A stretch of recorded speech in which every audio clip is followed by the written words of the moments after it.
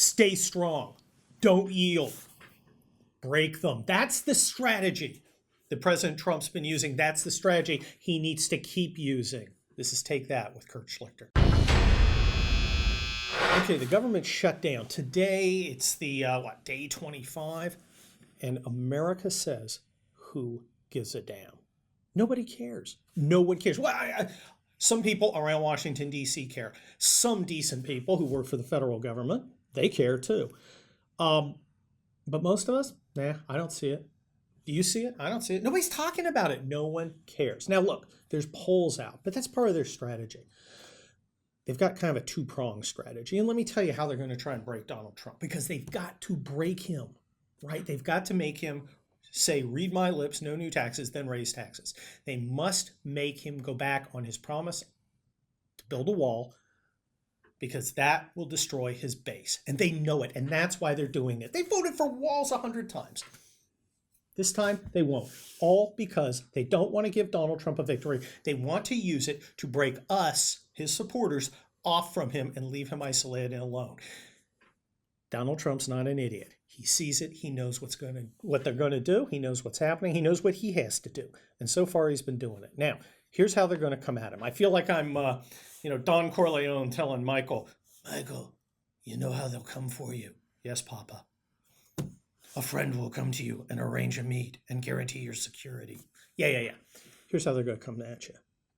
First thing they're going to do, sob stories. Sob stories as far as the eye can see. We just talked about those. They're not working. Why? Because most of us are either A, not really listening, or B, we don't really know anybody who's doing who's shut down because of the federal government. Now, a lot of them are concentrated in Northern Virginia and Maryland, Democratic hotspots. So it's kind of like he's not really messing with us. Yeah, there's some people in the Coast Guard who are having problems. Yeah, there's some other people who are having problems.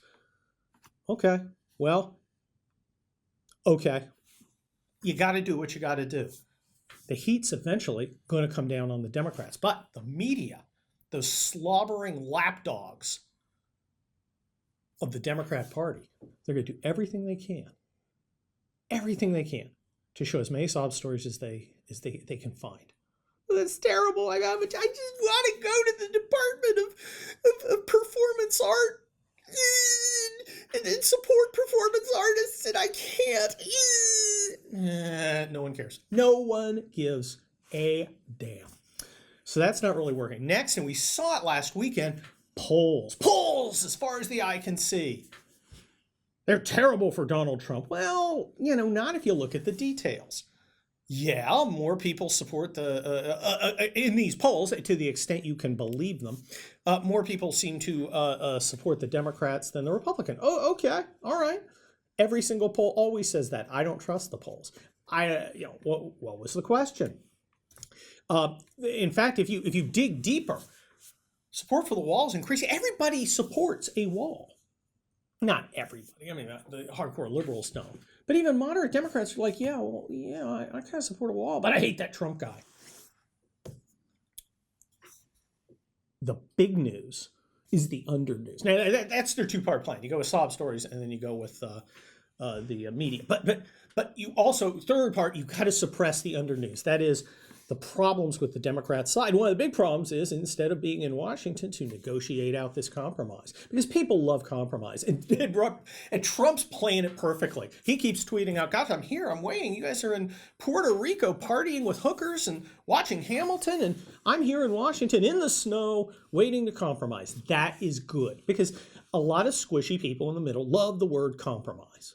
And the Democrats just won't do it. You saw their crazy, insane thing last week where they got up there and they were like, "I am a robot, Donald Trump, orange man, bad, wall, bad." Completely tone deaf. As they hold out longer and longer, their own constituents who are out of work are going to be pressuring them. And they live around them in Virginia and D.C. So they'll actually be seeing these people. Will be putting pressure on them. But all those moderates who got elected coming in going, "I'm not one of those crazy Democrats," they're getting nervous.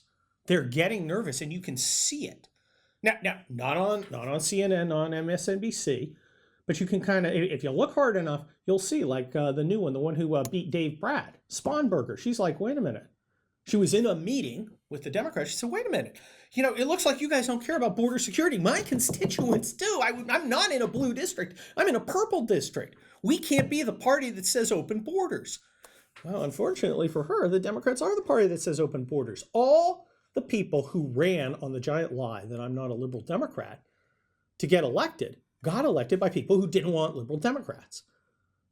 And they're going to have to answer their constituents in 2 years. If 2 years from now, Republicans can go in and say, look, you promised you wouldn't vote for Nancy Pelosi for Speaker. You did. Then you promised you'd stand up for border security. But when it came down to it, you didn't. You didn't. You stood with Nancy Pelosi. When are you going to start standing for this district? Let me. I'll stand for this district. And we may see a shift back. So this is very dangerous.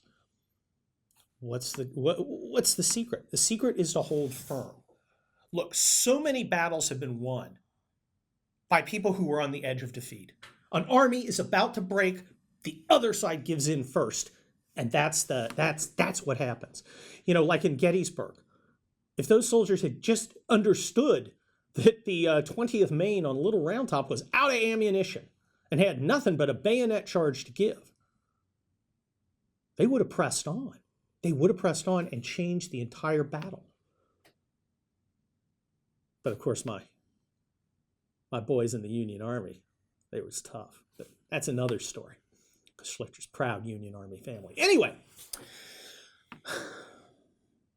the lesson is, Mr. President, stay strong. You have nothing to lose. If you give in, they're still going to hate you. And so will a lot of your own people. If you don't give in, they're still going to hate you. Period. End of sentence. See which one's better? Stand strong, Mr. President. This is Take That with Schlichter. If you like what you're seeing here outside the paywall, every Tuesday and Friday, imagine the glories that lie behind the paywall. Sign up for Rebel Media. Become part of the magic. There's a lot of great stuff there. You don't want to miss a bit of it. Sign up for Rebel Media now. If you like reading my stuff, check me out every Monday and Thursday on Town Hall. You can find me on Twitter at Kurt Schlichter, and check out my books. Nonfiction, Militant Normals. It's out on Amazon. And fiction, my new novel, Wildfire, selling like hotcakes.